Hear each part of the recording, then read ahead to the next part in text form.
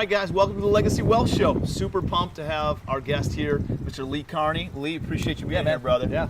Lee has been a difference maker in the space for many, many years. He's been a real estate investor for many years, has done thousands of transactions, both in the residential and in the commercial realm, and along with many other different business ventures and entrepreneurial endeavors. So, yeah, I don't want to call it a serial entrepreneur because but I think of people like that.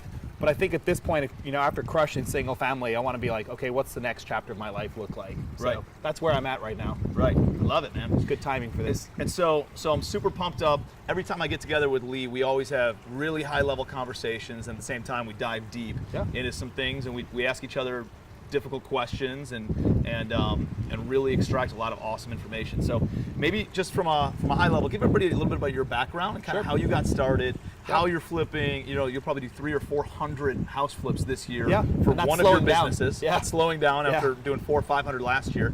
And then you have all these other business ventures that you're launching right now. Give everybody a little just high level. How'd you get started? How'd you get started in entrepreneurial endeavors? And then we're going to dive into some of the stuff you have going on right now, how you're making money, how you're keeping money, how you're making your money work for you. Sure. Well, so from a very basic level, I remember asking my father a question. I was about 5 or 6 years old, and I was intrigued because I knew my dad had his own business. I said, "Dad, how do you make money?"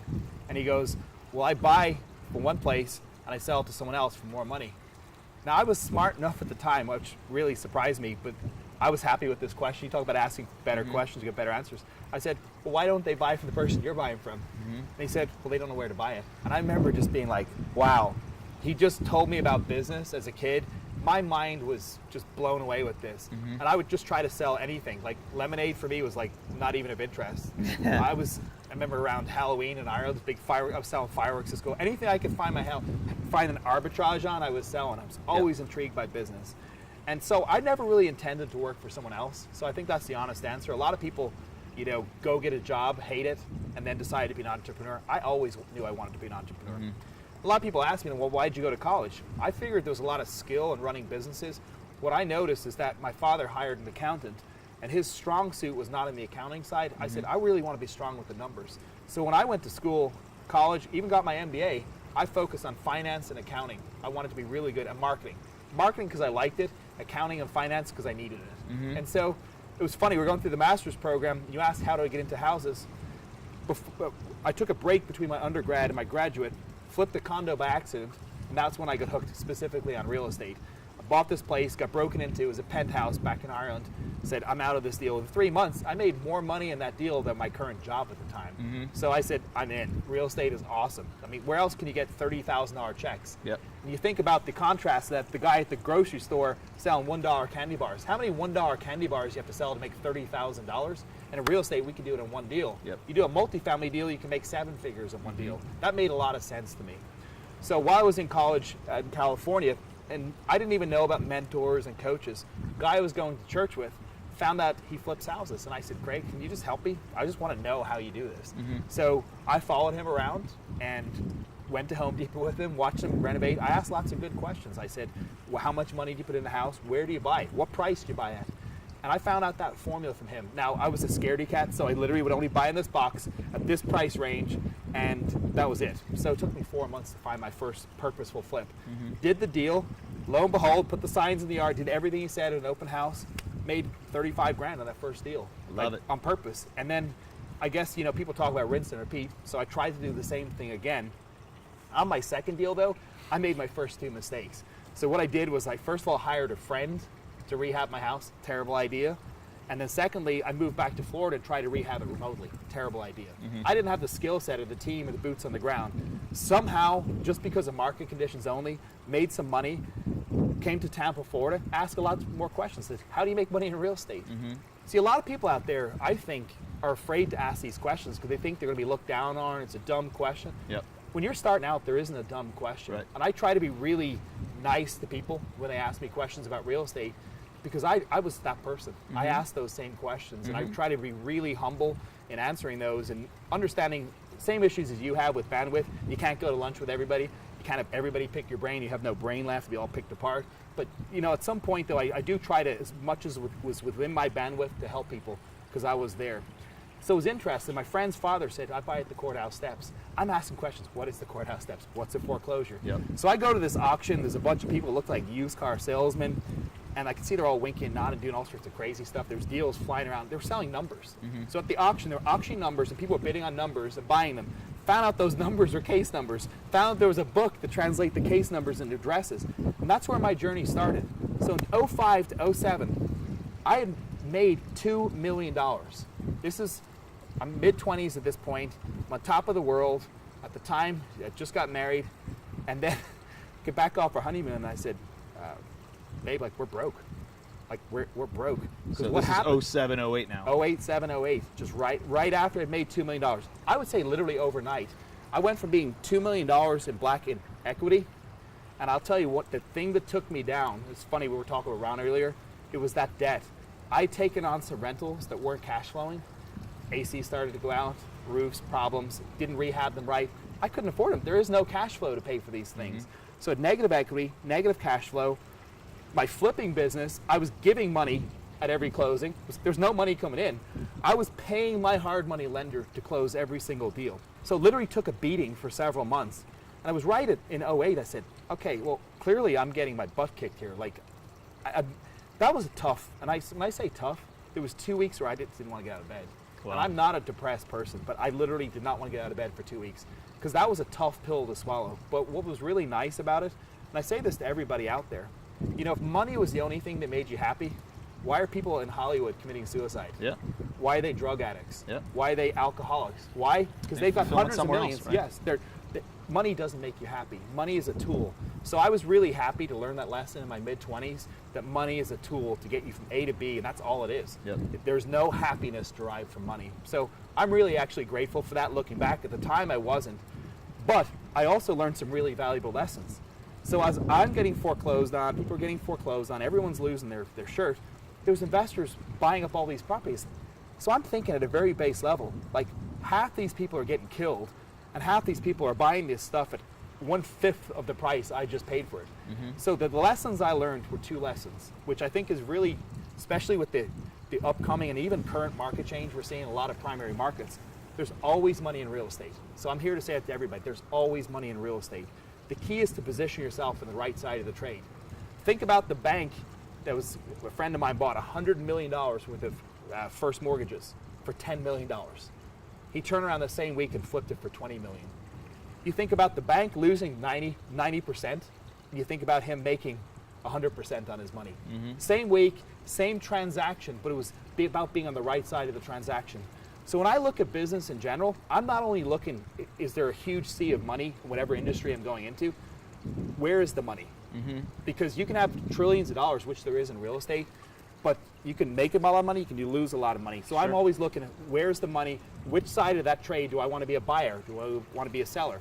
Do I want to be a short-term buy and seller? Do I want to be able to buy and hold? Do I want to buy this asset type or this asset type? Do I want to buy in this area or this area? So I ask those kind of questions because I recognize there's a ton of money in this. And this is the allure for a lot of people, but it's also the thing that really bites people in the butt because they jump in, they don't have a plan, they don't know where they want to go, they don't have a strategy, they just start buying houses because that's the thing that's in vogue and it's the thing that everyone else is doing, which is, by the way, the market condition. At the time of this recording, everybody's jumping into real estate, especially in the single family space. Debt's flowing like water, so everybody's buying, it's a party. But it's a party as long as you can get out of the deal and make money. The party stops when you stop losing money, or stop making money and start bringing money to closing. Most people can't sustain the hit that I took in 08. And so, yeah, it's been an amazing journey. Several thousand deals later, $500 million of real estate, ton of experience, man. I've done everything in real estate you're not supposed to do over the years. Literally everything. You know, people say, oh, only a dummy. I'm like, I was a dummy. I did that. Because early on, I didn't read a lot of the books. I didn't listen to people like you and I. Because I thought I knew it all. And that's when I hate to say it, that was the honest biggest answer. fault, man. You know. So you touched on a whole bunch of stuff. I want to kind of unpack and unfold a few things in there. One was, I think, talking about asking yourself questions and asking other people questions. As we've discussed in the past, like I'm big on asking the right questions. Asking good questions is going to get you good answers. Asking bad questions is going to get you bad answers. Asking better questions will get you better answers. Asking the best questions will get you the best answers. And asking right? the right people. And asking the right people. Yes. And me, I did the same thing that you did. Was I wasn't afraid to go and ask. I wasn't afraid to go and learn. And I was like, hey, listen. And you almost make a joke about it, right? Like, hey, listen, I'm new. Pretend like I'm brand new. I'm a third grader, and you're trying to explain this. Can you explain it to me in that way? Because I'm a little bit slow. I'm from a blue collar town outside of Cleveland, Ohio. Like a farm boy. I need this. I need this a little bit slower. And please educate me on that. And then they brought it down to a third grade level to me. And then I could absorb it, right? Then I could not only absorb it, but then I could educate other people on how to do the same thing and educate my team on how to do that too. So that's really, really an important key to make sure that you're asking the right questions, asking good questions, asking a lot of questions, right? That's how we learn. Even today, before the recording of this, I'm asking you some high-level questions on multifamily because you've gone all in. You got a couple $100 million worth of portfolio at the time of this recording. And I want to know some questions because I want to get into that space in a big way. So who better to ask than you? You've figured out all the things not to do. Yep. So I'm going to go and ask you questions because I want to make sure I don't make the same mistakes you did. Yep. That learning curve never stops. And I think people that are active in business, especially in real estate, when you stop asking questions, you stop growing. And because technology, especially in our space, really in all business, is moving forward, you stop asking intelligent questions, you're going to get left behind. Yeah, man. You got to be able to adapt. The market's always shifting. The market's always changing.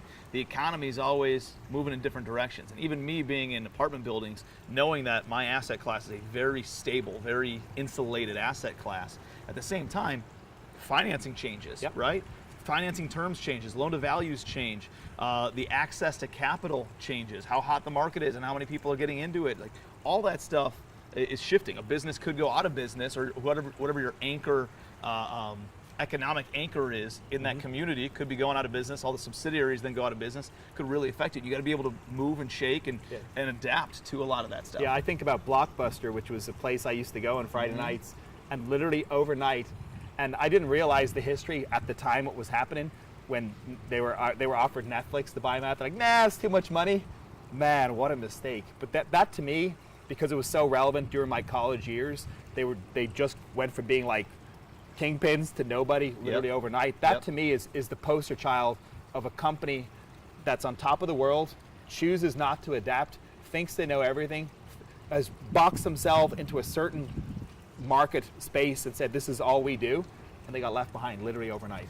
And the error in that is just being so myopic in your sight and only looking in one direction and not having the awareness of what's going on, right? And not just I think one of the biggest secrets to success that a lot of people don't talk about is social and personal awareness. Like understanding how I interact with different people in different social situations, and then understanding like how other people react, and just, I don't know, looking at it from a more global level and having an empathetic eye to different ways of structuring deals. Like what if I was on that side of the coin and this side of the coin, and looking at it from all different angles, and that's something that you're really, really good at.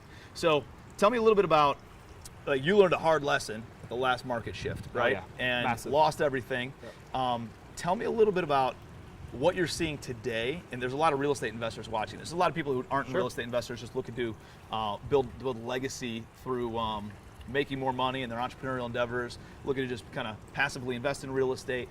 Tell me a little bit about what you're seeing in the market right now. Sure. And where you see it the next 12 months, 24 months, 60 months. Sure. And what are a couple of things, more importantly, that you're doing to eliminate the downside risk that you faced 10 years ago? Well, I would say that putting risk reduction on the same level as making money is a big change we've made over the last 24 months. So I look at three things. I look at the profitability, I look at the risk, and I look at the brain damage. So I'm now looking at all three equally. Before I was just looking at So how much can it make? Yes. How much downside potential is there? And how much work do I have to actually put into this thing? Yeah, exactly. Because to me, I don't want to be dealing with the same problems I was dealing 15 years ago, because I don't have to. Yeah. So, I mean, case in point, we used to rehab huge projects 15 years ago. Now I let someone else rehab the huge projects and chase the huge potential profit. I rehab the easy houses. I'm in and out, paint carpet, I'm done. Yep. Because for me, it's about the profitability, and the brain damage is not about making the prettiest house on the block. I love that, man. and in and out quick, right? Correct. The shorter your time frame is on that. Right. Yeah, that reduces your market risk. Because when you think about market risk, typically real estate moves in quarters. The good news is it's not like Black Friday in the stock market. You don't find that real estate in one day collapses. But what you'll find is real estate moves in trends over quarters, just like financing. You take the Fed funds rate, which is a really good marker for single family residential rates. Think about this. When Obama came into his presidency in 2008, that rate was slammed down to 0.25%. That's where the Fed funds rate was. Which means, and I will say this, love them or don't love them, whatever your political view is, that was the right move, in my opinion, at the time, because that breathed life into a really dead economy. And that's what's interesting. Most people don't realize that Fed funds rate stayed at 0.25% all the way to 2015. And for those who are really clued into this, they know this. For those who don't, you've probably seen this with your mortgage rates. A couple of years ago, 50% of people had a rate 3.5% or less. What's happened with that Fed funds rate, every time they meet, they're cranking up a little bit. That's gone up 8-10 price hikes since 2015. Now, what you've noticed the last couple of meetings, what's happened is they're not raising the rate. Because what happened was big scare in fourth quarter last year, rates got really high, market literally screeched to a halt. They're like, oh, if we think about this at a very base level, the Feds is like they control all these valves of money. That's probably the easiest way I can describe it. And the Fed funds rate is one way they do that. So cranking up that rate, they're trying to crank down the supply of money. They're trying to slow things down a little bit. So that's what I've seen over the last couple of years, is that the Feds cranking up the rate has really slowed down single family. And that's one thing you can hang your hat on nationally to say that's something that affects all real estate in the single family space. Now, a lot of the benchmarks for multi is going up. They use different markers. They don't necessarily use the Fed funds rate, but the cost of borrowing has gone up, which has directly. 10-year treasury. Correct. Is usually what we use in the commercial realm. And what's interesting about that is, you've seen some scares the last few months with the inverse yield curve, because investors are identifying short-term risk as the short term being riskier than the long term. So there's a lot of madness, which is why I posted this a couple weeks ago. Which means our interest rate for my apartment buildings has actually gone down recently. Which is wild, to think that the single family rates have gone up, and it's a great time to buy, multifamily, with long-term debt. And that's why I've promoted to a lot of people, now is a great time to take on long-term debt, because you can lock in really, really good rates. So that's one thing that affects all single family. But now there's certain things that don't affect all markets. You've got lots of communities within communities that are going through revitalization. This is why I try not to paint a brush to say all real estate's crashing. This cycle, because of more intelligent borrowing, I wouldn't say it's all intelligent, you find it's a very efficient market. What do I mean by that? It means that buyers and sellers have met at a price that makes sense. Last cycle, they were giving out liar loans, which meant all real estate went up. So in simple terms, you've got something in the ghetto in Tampa was going for 150,000, something in an okay neighborhood was going for 250, and something in a really great neighborhood was going for 350 or 400. This cycle, the stuff in the ghetto, you can't get financing on it. So guess what? It's one investor selling to another investor. Those prices haven't got as crazy. So I'm happy to see that assets, at least in the right areas, are trading. The market in general is moving up, but you don't have stuff that's worth nothing just selling for absolutely ridiculous prices. So that's one thing that's different than last cycle. Yep. And so interest rates have gone up a little bit. Now, the Feds also have a move there that if the market does slow down, if the market does shift, they can slam the rate down again. They try to build in a 3% cushion is what they're targeting. But now they hit resistance at about 2.5. So they moved it up about 2.5%. They've hit a wall though. And I will say, love them or don't love them, I feel like that the Feds have been really in tune with the market the last 6-8 months. And they're doing their best to balance. They've got to balance a lot of things when it comes down to the economy. So right now, short term, it appears that rates are going to be stable. But definitely, I look at 2 years ago compared to today, we've identified a lot of markets that peaked in 2017. It's clear as day. You look at the chart, you look at the average price, the median price, and it was here, and now in 19, it's down. So for those who say market's going up forever, I just don't agree with you. And for those who say the whole world's going to crash, I don't really agree with you either. I think that what you're going to find is these investor-driven markets that traded up too high, got too hot, and got really overheated. Yes, they're going to take a bigger drop. You got a stable area with good fundamentals, good demand. You're going to see, yes, it may cool off a little bit, but it's not going to crash like it did last cycle. I agree. I don't think it's going to fall apart. I think things will slow down a little bit. I mean, cool off a little bit, which is good if you're a real estate investor. If you're on this side of the coin, right? If you're buying wholesale deals, and that's not to say that you shouldn't. Like, I'm still buying deals right now. You're still buying deals right now. We know we're at the top of the market, but we buy at wholesale prices, right? We're not paying a retail price for something. We're always buying at a deep discount. We're forcing appreciation by putting in the sweat equity to make even more of a spread, and because of that, there's enough insulation there where the market could shift, and we still have options, right? Like for me, when I looked at the market shift last time, what I noticed is that the people who bought for speculation and only had one exit strategy got their ass handed to them. The investors who bought for cash flow, or maybe a different exit strategy, maybe it was to sell, maybe it was to refinance, maybe it could have been whatever it was, but they were in a low enough basis where then they could rent it and then have the cash flow.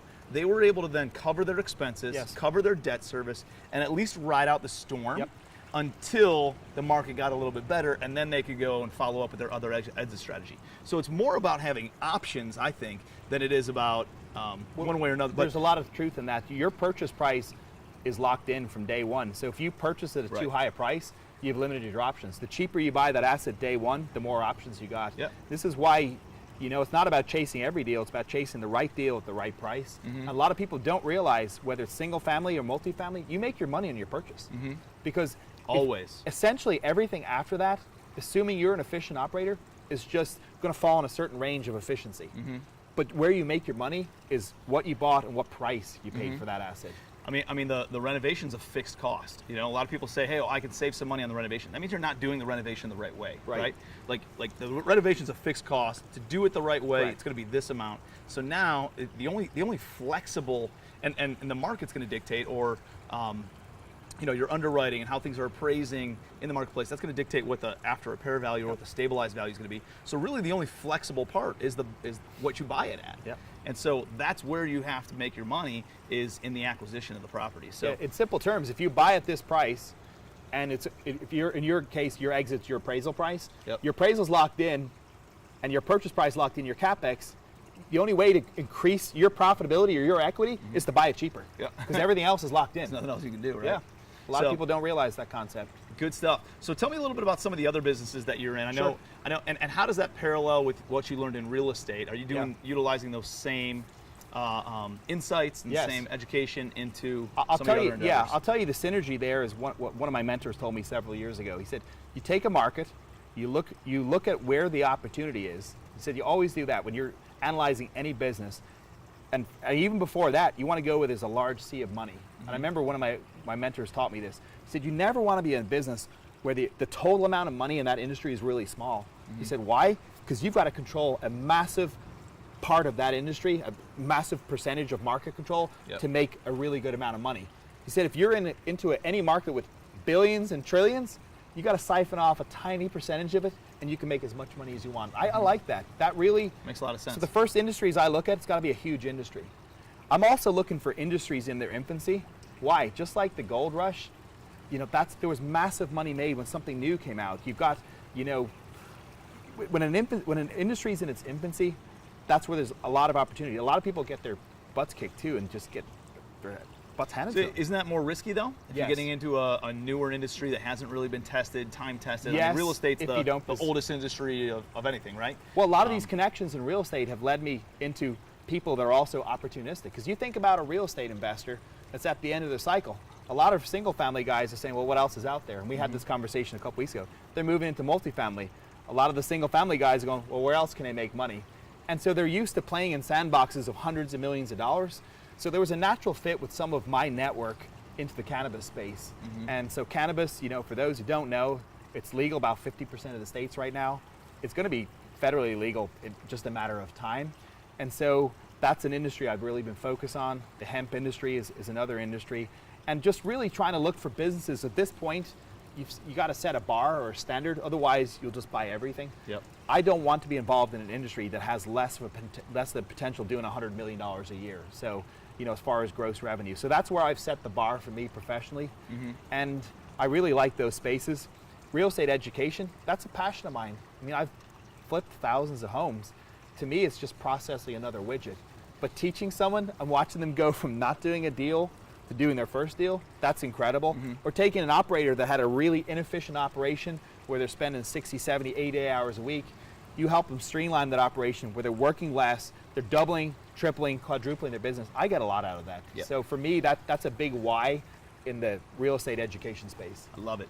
So one of the things that I think that I talk about on occasion is that, you know, there's the technical aspect of a business, which is what's the widget you're selling? Yes. Is it real estate? Is it cannabis? Is it, you know, food and groceries? Is it vacation? Whatever it is. So there's the technical aspect, right? But then there's the business aspect of running a business. Yes. And I think every great business, you know, has a Steve Jobs and a Steve Wozniak, right? It has the visionary, and then it has the integrator. The visionary really understands business and on a more whole level, it understands the marketing and the finance and the accounting and the human resources and all the other pieces that come with it. And then there's the technical aspect, the contractor who can actually swing the hammer, who understands that, you know, the drywall goes in and then the paint and then all this other stuff, right? So, but a lot of times when I've given a contractor more work or a bigger job, they implode because they don't understand the business side. You're absolutely correct. I think you are very good at the business side. So it doesn't matter the industry that you go into, you can have success because you understand the underlying notions of business and how to run a good business. And where's the supply, where's the demand, and the where's there operations an arbitrage? So when you usually, let me ask it this way. Are you usually starting a new business, or have you taken over existing businesses and then put better operations I'm in not place? taking anything more at this point. I'm waiting for single family to cool down, and our goal is to buy $1 billion of single family real estate. I'm very clear about that. Once the market shifts. Once the market shifts. Right now, maybe I'm spoiled. You know, I was buying single family assets at 20 plus caps. I mean, people are laughing, going, that deal doesn't exist. I remember. I mean, I remember I could show you deal after deal where I'm essentially getting $1,000 in rent for a $35,000 home. $1,000 in rent. You know, I look at some of my best deals when the market was really cheap, and I made my money back 4 or 5x on rent. And I sold the asset for 3-4 times what I paid. I mean, it's just the multipliers are just insane. So yes, was I spoiled by that? Yes, but I also saw it go from, you know, a really high point to a really low point. So that my risk tolerance is probably a lot different than those who get in post-bubble. You know, when I'm teaching, I also interview people. I'm like, how many people are post-bubble? How many people are pre-bubble? Because I kind of want to see, you know, who's got their butt kicked and who's just been on a blue sky journey.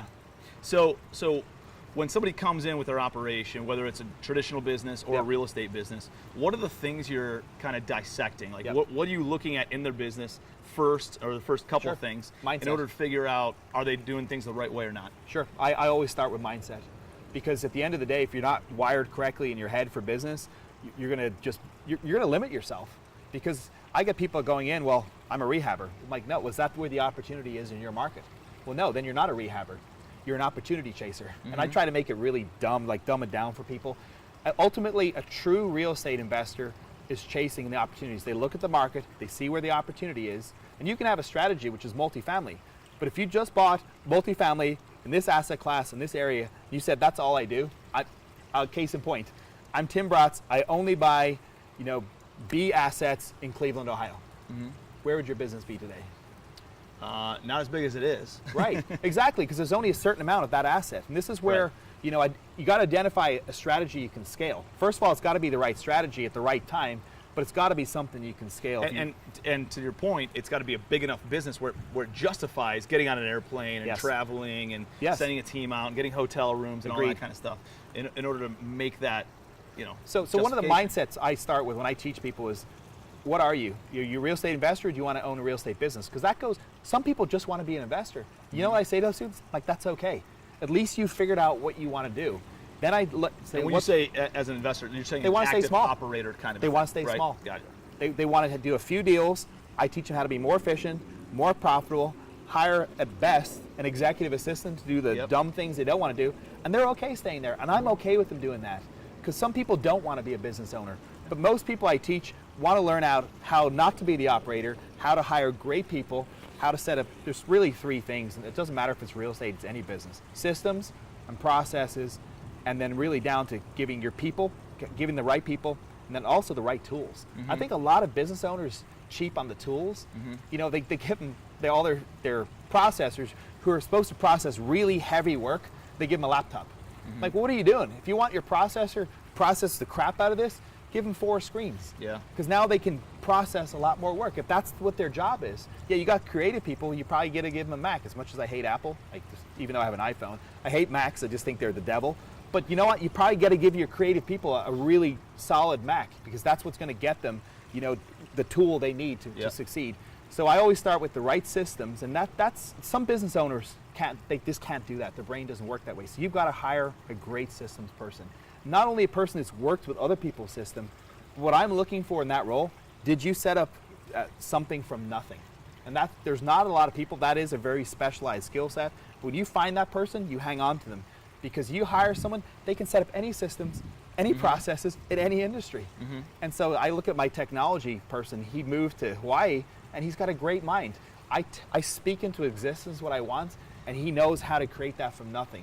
And so I really appreciate that. We create chaos, and then they put order in place, Correct. right? Like, we as the visionary, we need to do that. You need both sides of it, because Absolutely. they can't think. It's not that they can't think. It's just their mind is regimented, ordered, checklists, ABC, process oriented, right?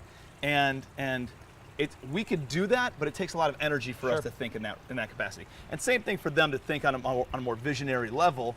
They could think like that, but it takes a lot more energy, and their natural is just putting systems in place. So that's why it's important to have Steve Jobs and Steve Wozniak, or Bill Gates and what's his name, Paul Allen, right?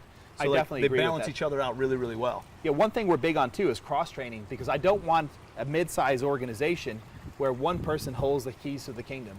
And I found myself in that position in years past. So now everybody documents as they go. And not only do they document as they go, I have someone else, at least one other person, that understands their job in its entirety.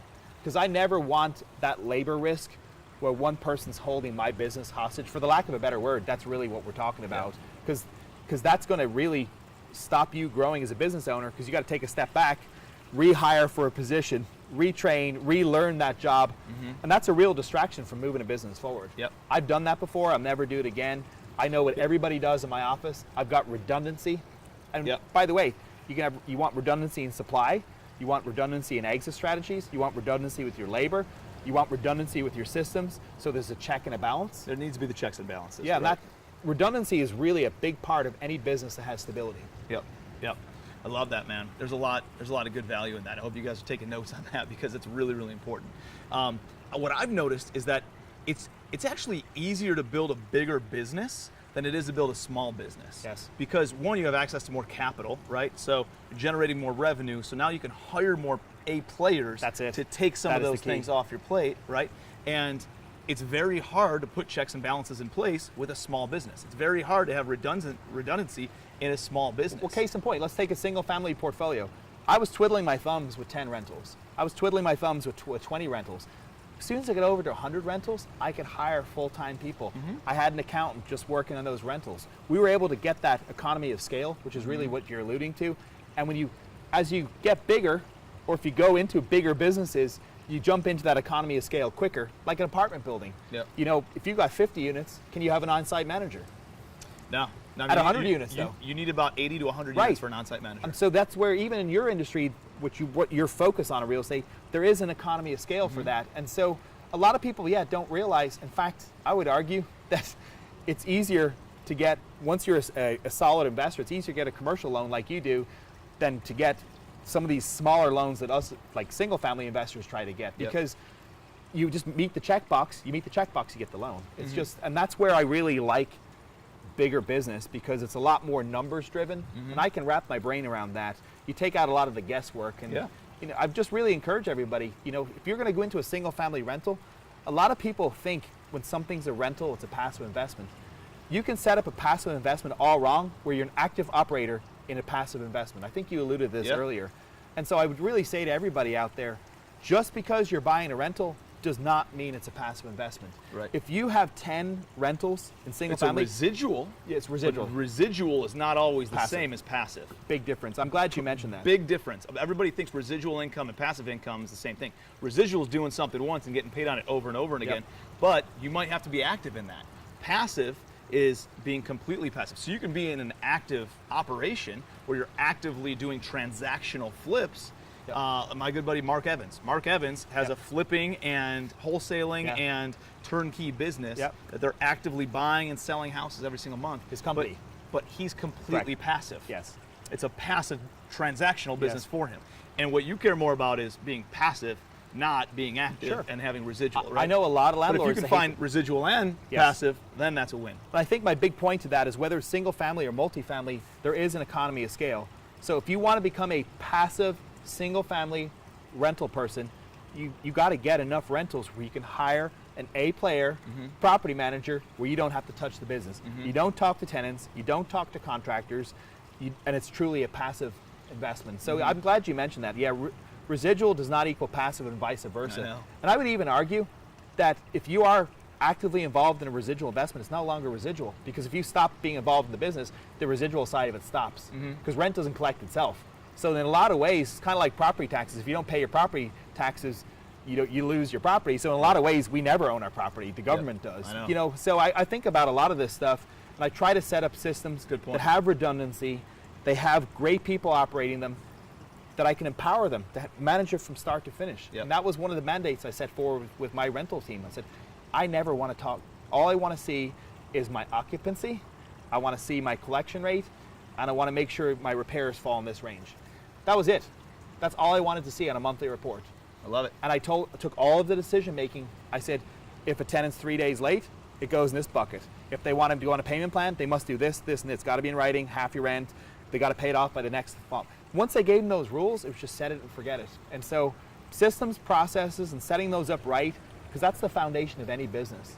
And that's where I've invested at the beginning. And this is what I would say. At the beginning of most of my businesses, I spend a lot of time in that, but I try to hire someone who can carry the torch forward on systems, new processes, system implementation, so I don't have to keep micromanaging a business. So how do you find good people who can do that? There's three things I look for. The most important skill set I look for is organization. At this point, that's a non-negotiable. I cannot work with disorganized people. I'm talking about not a creative role. I'm talking about someone that I want to manage an entire section of my business. They have to be organized. I don't care if you're young, old, male, female, you have to be organized. So I try to tease out early. Because there's laws against discriminating against those classes. Of course. Absolutely. Thank you. So it wouldn't be a good interview unless Tim clowns. I guess I clowned you a couple times, so yeah, I appreciate you getting me back. It's good. But my point to all that is that's a non-negotiable for us. The second non-negotiable, which may sound strange, is that I look for motivation. What I've realized is I can't make someone be motivated. If they walk in like this, I just kind of walk them right back out like that, because I already know, and it's funny, at this point, literally by the way someone walks in and sits down, I know if I don't want to hire them, just by that. So I'm looking for people that are organized and motivated. I want to see that they're happy about life. And if I ask them about hobbies and I get a blank stare, like they've nothing that interests them, I don't really want to work with them. Because that's someone that's not going to work well in my organization. You know, my organization has a culture now of people that work hard, they play hard, they have a good time. It's results focused instead of process focused. At the end of the day, if you get the report done, you get your work done, I don't really care at this point how you got there. I just want to make sure you're doing your job. I don't care if it took 3 minutes, 3 hours, or 30 days, right? As long as we get it there. And so yeah, I would say that we're looking for organization. I'm looking for motivation. And the third thing, which I touched on, they have to get along with my team. If you're building a team and creating a team culture, you bring in one person, and I identified the two easiest ones to identify as the hero and the hermit. The hero takes the credit for everything that goes well and blames everything on everyone else when it goes wrong. And the hermit sits in the corner. Now, the hermit at first glance might seem harmless. The problem with the hermit is the world could be falling down in their section of the business. They won't even talk to you as the owner. They just sit there and watch everything crash and burn. So I'm really looking for good communicators. And this is part of my interview process. I have people from several departments. And ultimately, there's a valid reason why my team members don't like a person I'm thinking about hiring. I don't hire them. That's it. On that one thing, they could be super organized, super motivated, but if they're not going to get along with my team, it's a ruin the culture, man. The culture is a big piece. I was on a phone call about 2 years ago with Tito Beverage. That's actually his last name. That's the guy who owns Tito's, Tito's Vodkas. And he was telling me, I talked to him for 2 hours, and my biggest takeaway from a 2-hour conversation, from start to finish, how he grew his business and how they got to where they are today, was he's like, listen, man, when I first started hiring people, I just hired people with a good attitude. And because they had a good attitude, I knew I could train them in the technical stuff, but you can't train somebody to have a good attitude. And he said, that's how I hired everybody, and we're at 400 employees today, and everybody's got a good attitude. So imagine that work environment. Imagine walking into work and having high energy, excited people, happy people, positive people everywhere. Imagine what those work parties are like. Imagine what, if something goes wrong, everybody can lift each other back up. Like what does that do to you? That's an important piece. As a business owner, how do you feel about when you come to work? Do show up at the office? Yeah, you're more excited. Yeah. Right? You're happier. I want to work harder for my team. Exactly. Yeah, because they're excited too. There's a lot of this. People, a lot of times as business owners, we forget, as much as we think we're like rocks that can't be shook. You gave the example about just being kicked in the balls over and over again. At the end of the day, at some point, if that's all you're getting every day for years, you're going to crumble. Yeah, and shut it down, man. Yeah, you want to build a team around you that builds you up. You build them up, because even us as owners, we do need that motivation. We need people that are excited to work for us. They've bought into our vision. They're going where our company's going. They like working for us, even something as simple as that. I don't hire people that hate working for me. And I tell people that when I interview them. I said, if it gets to a point you don't want to work for me, just let me know. Because it's not a win-win anymore. This is not something I want. I don't want you to work for me and hate me. I love that. That's an expectation setting piece. It's an awareness piece, right? You're very aware of their potential of not wanting to work here anymore. And say, hey, just be open, set a proper expectation, and let me know, and I'm going to make sure that you exit in a good way. I'll give you a positive review, like all that. And it makes it easier to have that conversation down the road. Definitely agree. So you're an operational assassin. Once you hire these people and you put the good systems and roles and responsibilities in place, how do you measure them? You're looking for a KPI, I assume? Sure. And then the KPI, ultimately, the first KPI is profitability. I mean, the show's over. Now, I think in your case, it's a little bit different. You're going through a stabilization period of massive amounts of multifamily. So your metrics in that case would be, am I on budget? Am I getting it done in the right time period? And that's the things you can measure right now. Because until there's warm bodies in your building, the only things you can measure is construction progress and your budget. And that's something, that's your KPI. In my business, it's the number of deals, where are we buying them from, which ones are we making money on. I'm trying to break it down and make it really simple. Which ones are we not making on? The ones we didn't make money on is really where I spend a lot of time. Why didn't I make money? And so I look at three things. Was my selling price off? And when I want to look at that is, was it a market condition or did I comp it wrong? Then the big offender right behind your selling price, because again, once your purchase price is locked in, you can set it and forget it. You either made a good choice or a bad choice. So the top things I'm looking for is, did I nail my exit correctly, and was it my fault, or has the market changed? If the market's changed, I need to change my strategy. And the strategy is either I don't buy there anymore, or I buy at a lower price. And in that case, it's going to be a much lower price. The next thing I look at, which is the biggest offender for anyone who's buying assets and adding value, and this may seem really obvious, is your construction budget. And that goes back to two things. Did I put a 30 grand budget on something that should have been underwritten, to your point, at 50, which is where you said it was always a 50 grand budget, you just underwrote it at 30. Or was it a $30,000 budget, but the contractor ripped me off? Why did they rip me off? How did I let them get ahead of money? Did I give my person too much power? And so now we have a system, simple as this. Problem. So we look at our budget, and then within our budget, there's sub-budgets. I'm trying to make it really easy for everyone can understand how I implement systems and processes and KPIs. So in this case, if the roof has $8,000, we'll call it a $30,000 budget, we'll just take cabinets and flooring and paint, we'll say it all adds up to 30. At that point then, when the roof budget comes in, if the sub-budget's more than 10%, it's got to go through an approval process. Because I know that if each sub-budget within the master budget falls within 10%, the project's going to fall within 10%. So miraculously, I've given bandwidth so they're empowered to run that department, and then only the problems land on my desk. And I've tried to set up everything like that. For instance, one of our reports, we take down a lot of occupied assets. The only report that shows up on my desk is the asset's been occupied for more than 30 days. I figure whether it's cash for keys or just kind of anything that's fairly simple as far as low-hanging fruit, that all happens within 30 days. If someone's going to get out of cash for keys, it's typically going to happen or it's not going to happen within 30 days. And we try to make a strong push to start the eviction and start the cash for keys all at the same time, but we make a strong emphasis with the stick being the eviction to try to work out a cash for keys deal. So when that report comes through, very little shows up. But imagine I had a report with every occupied asset 3 times a week. That's not a good use of my time. Right. But once a month to look at a report to say these are our trouble assets, yeah, because I want to ask my chief operating officer, why are you having a problem with these 5 assets? Yeah. I'm asking good questions, I want to get good answers, and then I move on. In our space, in the single family space, the key is to make sure no asset gets left behind. And that's really, I'd say that a lot of people when they're scaling their business, they lose track of assets. Not that they like actually lose them. But they kind of do, man. Like they just kind of set that one off and say, we'll get to that one later, No. and then they keep on moving forward. Guess what? And then all of a sudden there's another one set Yep. aside, and then you're like, Yep. oh no, what happened? Yeah, we try to deal with our problem assets It are on a happens. daily checklist. Yeah. So my top 3 longest renovations, I get a report on those every single day because I want to hound my team on why has this, we have one in Miami, I mean, it's shocking that I'm even telling you this, like 3 years in renovation.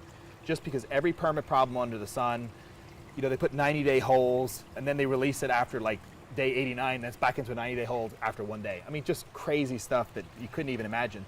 But Insane. we spend a lot of time on problems, and that's what my advice to everybody is. The things that are going well, you're doing great, move on. You want to focus your time and effort, or really have your people do this, because ultimately you and I can't grow companies if we're just dealing with problems all Yep. day. But we need to be aware of problems and make sure we have a problem solver, whether it's in that department or in various departments, where their job, they're responsible for dealing with problems. Yep. Because you're making money. In a lot of cases, you're making money by saving money or just solving a problem. Especially you got a building that's not running well. I mean, you're talking about something that can swing the needle millions of dollars just on one building Yep. over a 10-year period. Yep. So In a big way, man. yeah, I try to be aware of problems, but have really good people that are good problem solvers on my team. Love it. So we're sitting here, we're on the beach, it's the Atlantic Ocean behind us. We're in this massive mansion, doing a lot of cool stuff, having a mastermind with some of our partners on the education side and how Yep. we're going to take our business to the next level and all that. This is the Legacy Wealth Show. Sitting here, reflecting on business for a couple of days, having this view, staying in a place like this. Like, what does legacy mean to you? Legacy to me is about leaving a lasting impression, and it's about creating freedom. I think that those two, if I was to boil down to 2 things, it's I want people to remember me as a great person that impacted their life. Mm-hmm. He was good to do business with. He was fair. Mm-hmm. He made me really successful. He wasn't greedy. That's the kind of things I want people to read at my funeral. Yep. That's a big part of my legacy. Yep.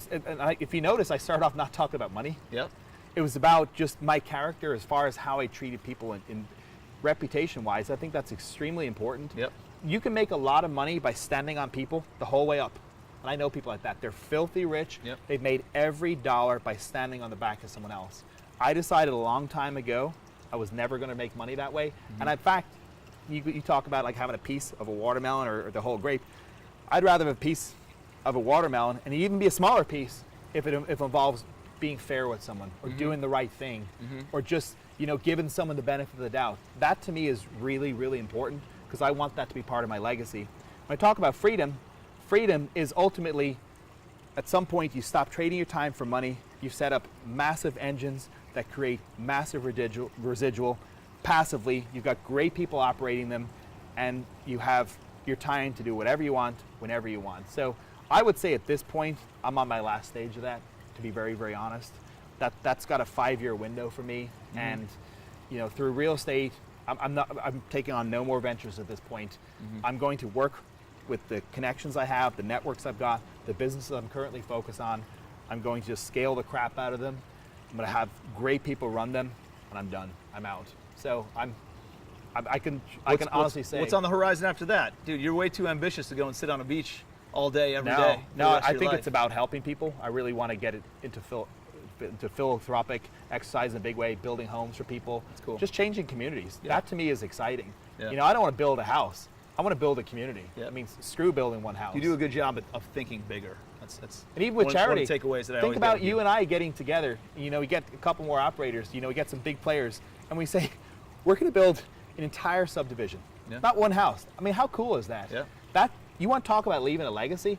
I want that to be part of my legacy. That it doesn't even have to be in this country. When you talk about thinking big, there's people in other countries. Now, there's lots of people who are needy in this country. There's people in other areas of the world. I mean, they just don't. I mean, you got children. This is probably the part that breaks my heart most. children that don't have enough food and water. Yep. You wanted something that pulls on my heartstrings, a hungry child, like you want to just make me bawl like a baby. To see a hungry child after now being a father, I can't imagine my son being hungry or being thirsty and there's no water. I mean, something crazy like that. So there's plenty of opportunity to do good, and there's a lot of responsibility when you make a lot of money. And I just encourage everybody, don't climb on top of people on the way up. And when you get where you want to be and you want to stop being the operator, you know, turn that wealth and turn that time into good. And I think that is something I'm going to do. I'm gonna do a lot more of it, and I just encourage everybody. That's a real marker of success. It's most of what I mentioned regarding legacy and success doesn't involve money. It's what you do at that time and what you do with that money. I love it, man. Well, it's been amazing having you here. I know we can keep on talking for hours and hours, and I'm sure we're going to inside. So yes. I hope you guys got a ton of value out of this. I know I did, and we're going to unpack this thing a little bit more, and would love some commentary, any other questions that you guys have. What's the best way for people to connect with you, Lee? Sure. The best way right now is actually going to be through realmogul.com, which is currently, it should be up and running by the time we release this podcast. So realmogul.com. Awesome. I'm putting it out there in the universe. It's going to be ready by the time they see this. Now you have a hard deadline, so there you go. So awesome, buddy. Thank you for being on the Legacy Wealth Show. Always appreciate you. Appreciate you, man.